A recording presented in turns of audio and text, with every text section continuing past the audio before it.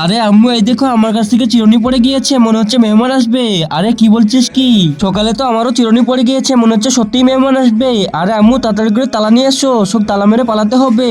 ঠিক আছে বেটি, তাড়াতাড়ি করে তালাটাকে ধরো। তালা কোথায় আছে? আরে তালা এখানে রেখেছিলাম, কোথায় আছে? আরে খুঁজেই পাচ্ছি না। আরে মাঝে এদিকেও তালা পেয়ে গিয়েছি, তাড়াতাড়ি আসো। বেটি তালা পেয়ে গিয়েছো, তাড়াতাড়ি দাও আমাকে, তাড়াতাড়ি চলো।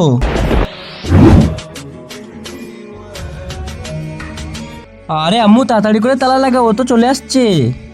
صلاة وسلام عليك يا نبي।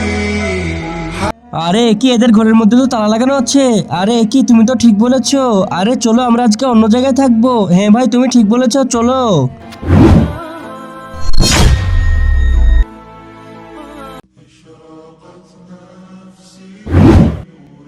আম্মু এখন চলো, মেহমান তো চলে গিয়েছে। আরে চলে গিয়েছে, ঠিক আছে, চল চল।